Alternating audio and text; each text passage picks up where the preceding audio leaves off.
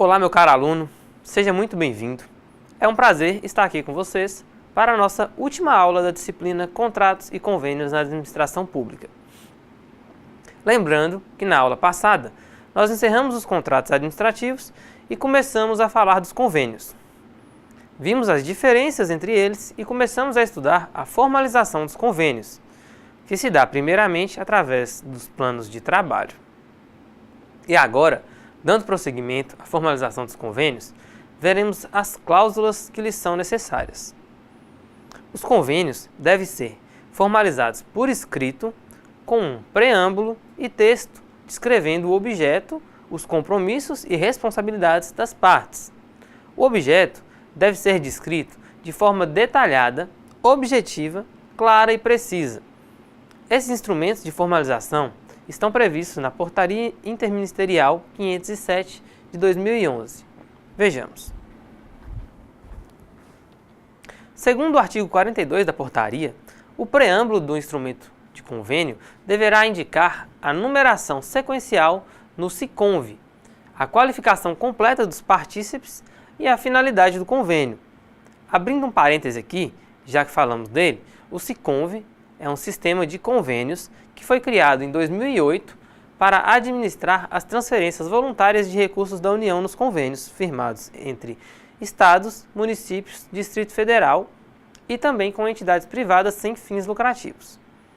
Ele possibilita agilidade na efetivação dos contratos, transparência dos repasses de dinheiro público e qualificação da gestão financeira. Desta forma, contribui para a desburocratização da máquina pública e viabiliza investimentos para educação, saúde, infraestrutura, emprego e outros setores que atendem diretamente a população. Quando se realiza convênios entre órgãos da própria esfera federal, não se trabalha com o SICONV, e sim com termos de execução descentralizada, onde há repasse de recursos pelos próprios sistemas financeiros do governo federal. Já o artigo 43 da portaria traz as cláusulas necessárias aos instrumentos de convênio, entre as quais podemos destacar o objeto e seus elementos característicos, as obrigações de cada um dos partícipes, a contrapartida, quando couber, a vigência, o cronograma de desembolso, a obrigatoriedade de o conveniente incluir regularmente as informações no SICONV, a faculdade dos partícipes rescindirem o convênio a qualquer tempo, a obrigação de prestar contas também no SICONV e o prazo para prestação de contas, entre outras coisas.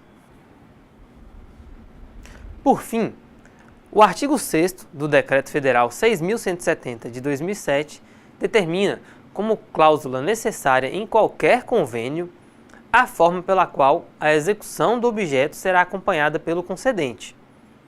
A forma de acompanhamento deverá ser suficiente para garantir a plena execução física do objeto. Em convênios com estados, municípios ou Distrito Federal, que devem ser executados pelo SICONV, o acompanhamento pode ser realizado pelo próprio sistema, pois todos os dados, documentos, comprovantes devem ser anexados a ele. Bem, pessoal, abrindo um parêntese aqui, a Lei de Licitações e a Portaria Interministerial 507 impõem que, antes da celebração de qualquer convênio, é necessário que a sua minuta seja analisada na Procuradoria Federal ou assessoria jurídica do órgão convenente, onde o procurador ou assessor jurídico vai analisar todos os termos do convênio, a justificativa, os documentos que compõem o processo, para verificar se todas as determinações legais estão sendo cumpridas e se o processo pode ter prosseguimento. Apenas mediante parecer jurídico é que se dá o andamento necessário à formalização do convênio. A previsão desta análise está também no artigo 38 da Lei 8.666. Agora, vamos falar sobre as peculiaridades dos convênios, a começar sobre a habilitação. A habilitação dos convênios é determinada pelo artigo 116 da Lei 8.666, que, em suma, diz que a administração pública deve exigir dos convenentes alguns instrumentos, entre eles, no mínimo, a comprovação pelo ente convenente da sua regularidade perante o INSS e o FGTS. Já o Decreto Federal 6.170 foi mais além e determinou em seu artigo 3º que as entidades privadas sem fins lucrativos que devem realizar cadastro prévio no Sistema de Gestão de Convênios de Repasse de Recursos, que é o SICONV, para celebrarem convênios ou contratos de repasse com órgãos ou entidades da Administração Pública Federal, onde se exige, pelo menos, cópia do Estatuto Social atualizado da entidade, relação nominal atualizada dos dirigentes, que é o CPF, declaração do dirigente da entidade sobre a não existência de dívida com o poder público e de não ocupação de cargo ou emprego público na Administração Pública Federal. Ainda o CNPJ da empresa, a regularidade com as fazendas federal, estadual, distrital e municipal e com o FGTS, comprovante do exercício nos últimos 3 anos pela entidade privada sem fins lucrativos de atividades referentes à matéria do objeto do convênio ou do contrato de repasse que pretenda celebrar com órgãos ou entidades da administração pública. Além desses, a Portaria Interministerial 507 aponta ainda alguns requisitos de credenciamento, que são nome, endereço eletrônico, CNPJ, endereço residencial do responsável que assinará o instrumento, quando se tratar de instituições públicas, razão social, endereço eletrônico, número de inscrição do CNPJ, transcrição do objeto social da entidade atualizado, entre outros, que você pode ler com mais calma no slide. A mesma portaria também aponta algumas condições para a celebração do convênio, dentre as quais estão a regularidade quanto a tributos e contribuições federais e à dívida ativa da União, quanto a contribuições previdenciárias perante o poder público, referente ao FGTS, quanto à prestação de contas de recursos federais recebidos anteriormente, quanto à aplicação mínima dos recursos na área da educação e saúde, publicação do relatório de gestão fiscal, encaminhamento das contas anuais, entre outros. Ainda na questão das condições, a portaria prevê que a celebração de convênios é necessário o cadastro do convenente atualizado no SICONV, o plano de trabalho aprovado, licença ambiental prévia, quando necessário, comprovação de propriedade do imóvel quando o convênio tiver por objeto a execução de obras. E falando da habilitação, o Decreto 6.170 veda a celebração de convênio em 3 casos. Primeiro, com órgãos ou entidades da administração pública, direta ou indireta, dos estados, Distrito Federal e municípios com valor inferior a R$100 mil, e em casos de obras e serviços de engenharia, R$250 mil. Segundo, entre órgãos da administração pública federal, caso em que o instrumento será um contrato de repasses, onde há a transferência de recursos financeiros por intermédio de instituição ou agente financeiro público federal que atue como mandatário da União. E terceiro, com entidades privadas sem fins lucrativos, também em 3 casos, dirigidas por agente público de poder ou Ministério Público, ou dirigida por cônjuge ou parente deste. Segundo, que não comprovem ter desenvolvido a atividade objeto nos últimos 3 anos. E terceiro, que em relação anterior com a União tenha tido condutas indevidas. Assim, encerramos a parte da habilitação. E agora, dando continuidade ao estudo das peculiaridades dos convênios, vamos ver questões práticas acerca da liberação dos recursos financeiros. Como já dissemos, um convênio pode ou não envolver repasses financeiros. Pode haver convênios de troca de serviços, contrapartidas diferentes e não apenas transferências de montantes financeiros. Porém, quando elas acontecem, todos os valores recebidos devem ser aplicados de acordo com o estipulado previamente no plano de aplicação e execução do convênio. Essa questão também está prevista na Lei 8666.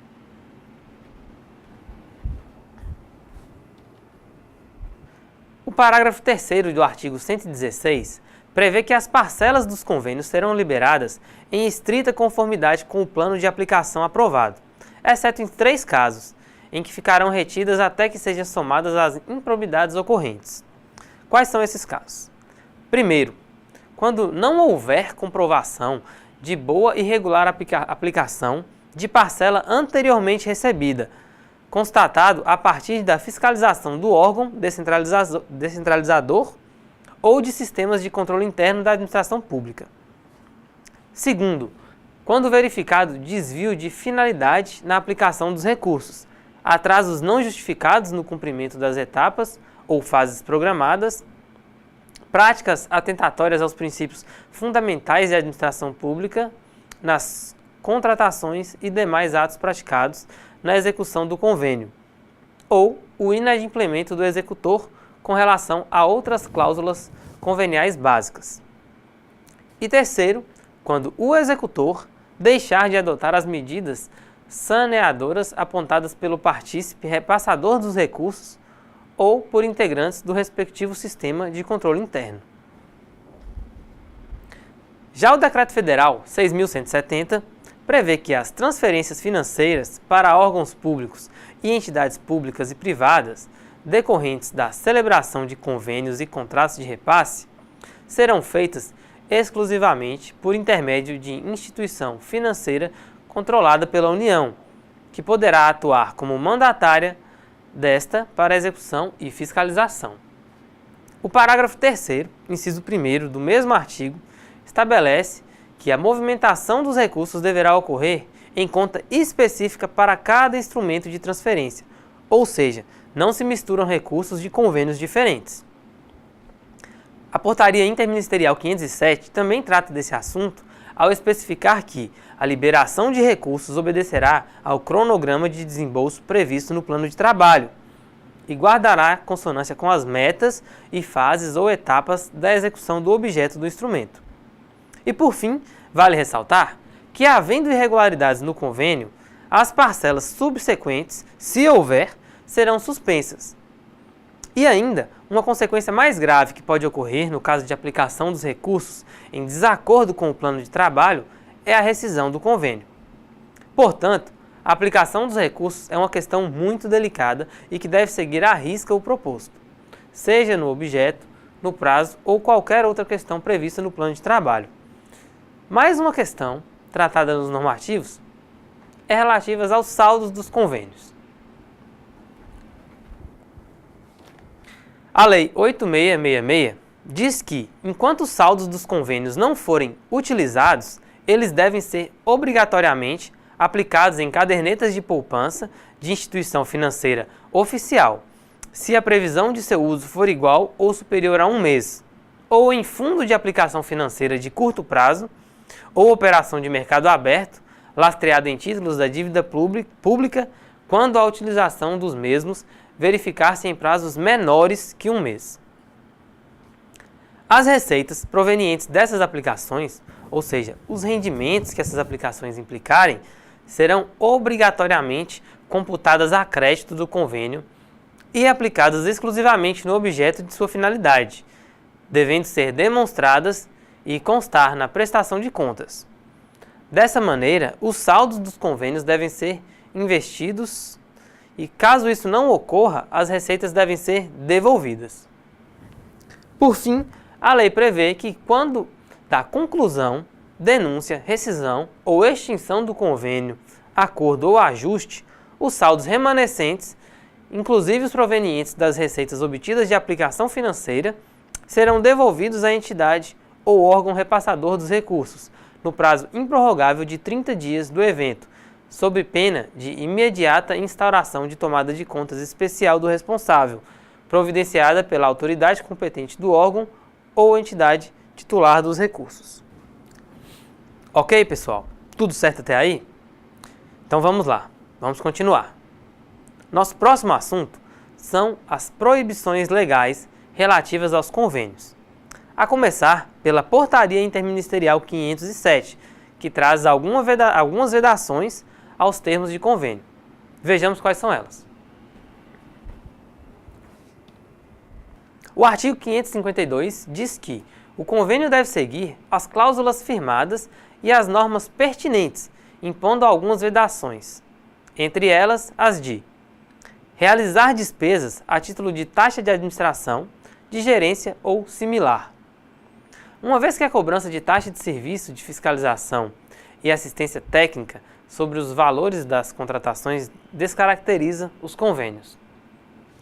Pagar, a qualquer título, servidor ou empregado público do quadro de pessoal de órgão ou entidade pública da administração, direta ou indireta, por serviços de consultoria ou assistência técnica, salvo previsão na LOA. Essa proibição também se aplica a diretores de ONGs.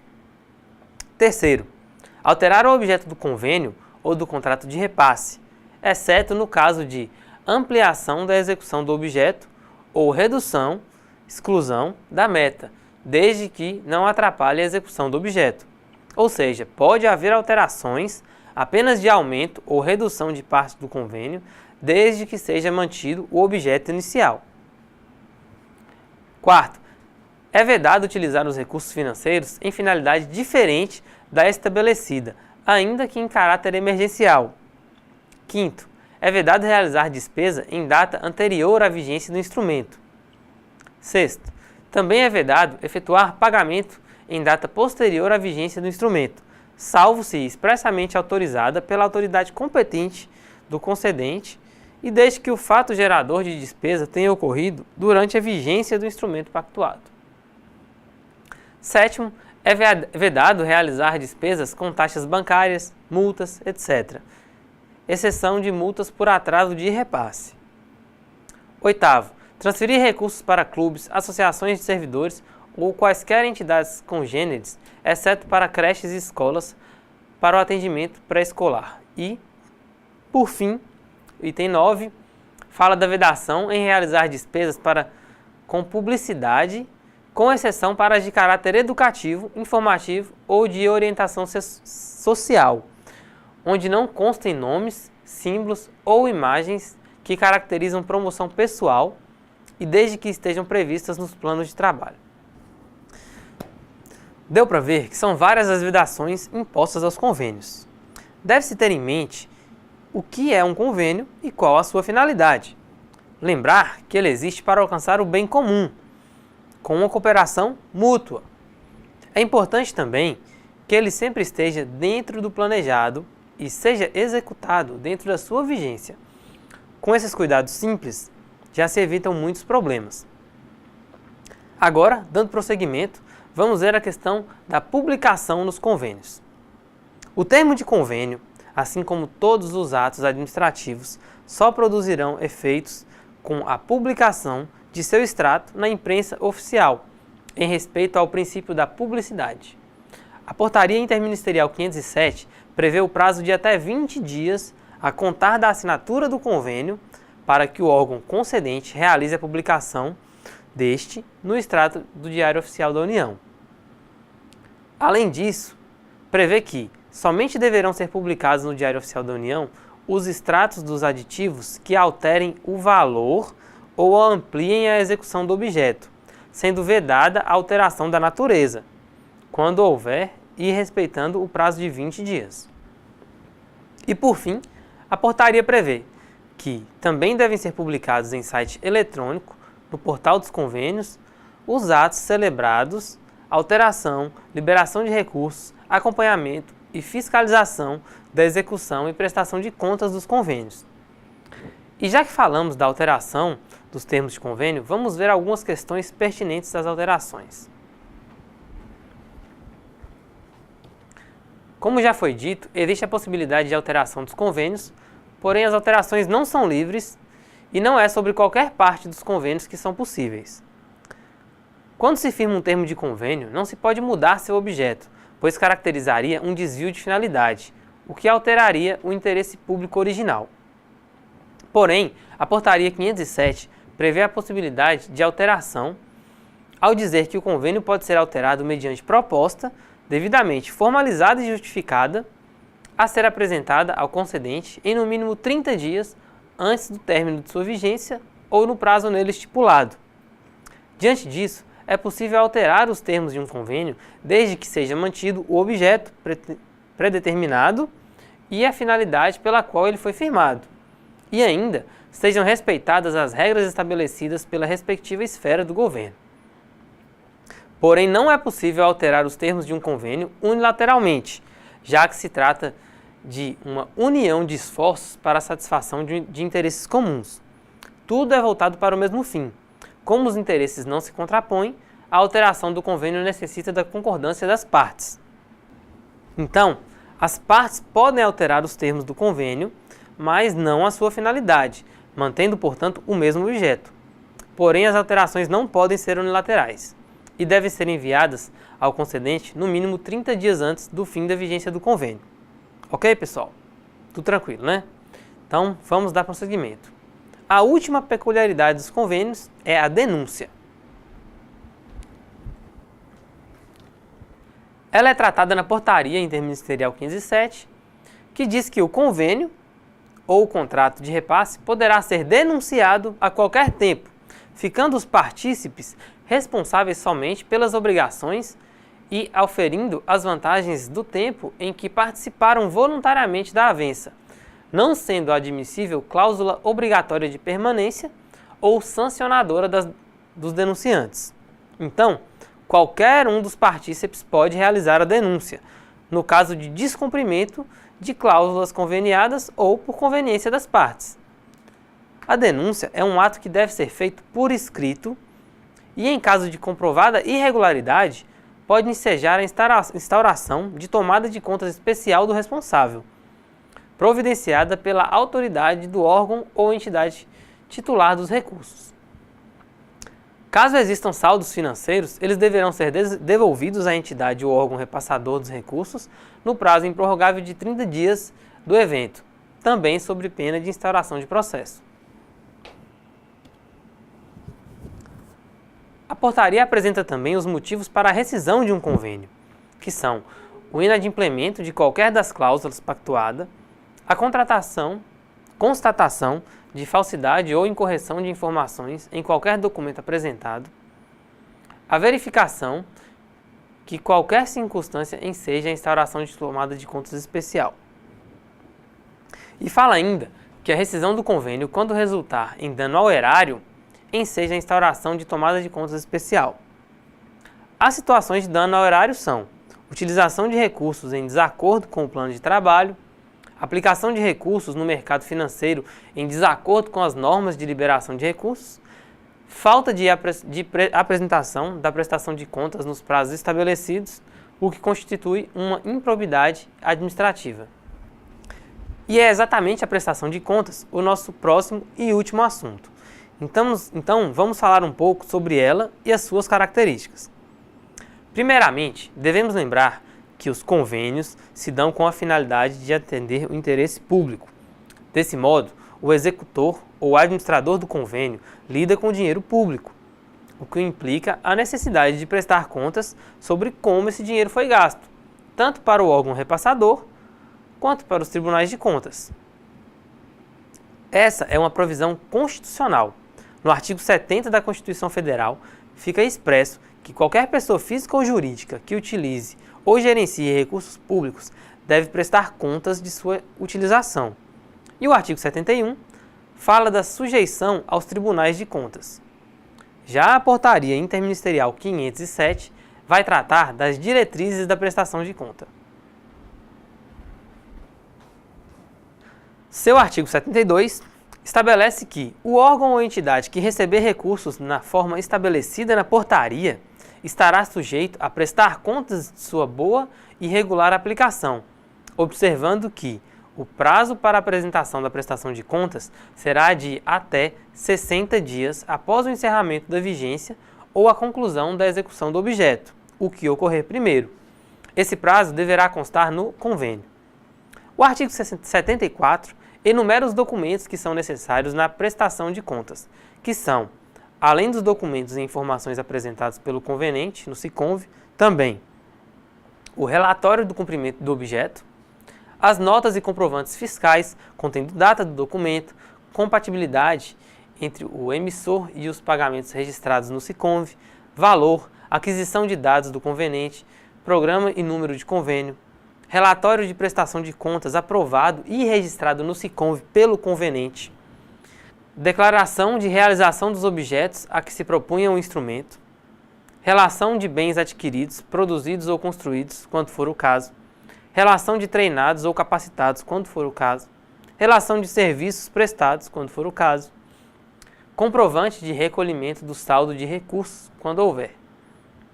E, por fim, o termo de compromisso por meio do qual o convenente será obrigado a manter os documentos relacionados ao convênio nos termos do parágrafo 3º do artigo 3º dessa portaria. Excepcionalmente, as contas públicas são formalizadas por intermédio de um instrumento processual administrativo denominado tomada de contas especial, que nada mais é do que um processo excepcional de natureza administrativa que visa apurar responsabilidade por omissão ou irregularidade no dever de prestar contas ou por dano causado ao erário. Ou ainda, segundo a portaria 507, um processo devidamente formalizado, dotado de rito próprio, que objetiva apurar os fatos, identificar os responsáveis e quantificar o dano causado ao erário, visando ao seu imediato ressarcimento. A portaria fala também que a tomada de contas especial somente será instaurada depois de esgotadas as providências administrativas a cargo do concedente e quando a prestação de contas do convênio não for apresentada no prazo, ou a prestação de contas do convênio não for aprovada em decorrência de inexecução total ou parcial do objeto pactuado, desvio de finalidade na aplicação dos recursos transferidos, impugnação de despesas, não utilização total ou parcial da contrapartida pactuada e dos rendimentos da aplicação financeira no objeto do plano de trabalho e ausência de documentos exigidos na prestação de contas que comprometa o julgamento da boa e regular aplicação dos recursos. Por fim, a portaria fala que, se a autoridade competente for omissa na instauração de tomada de contas especial, ela poderá ser instaurada por determinação dos órgãos de controle interno ou do Tribunal de Contas da União. E é isso, pessoal. Assim encerramos a prestação de contas e também o nosso conteúdo. Foi um conteúdo bem teórico, baseado em muitas leis, então estudem a Lei 8666, a Portaria Interministerial 507 e demais documentos. Qualquer dúvida, estamos à disposição para auxiliá-los. Bons estudos e até a próxima!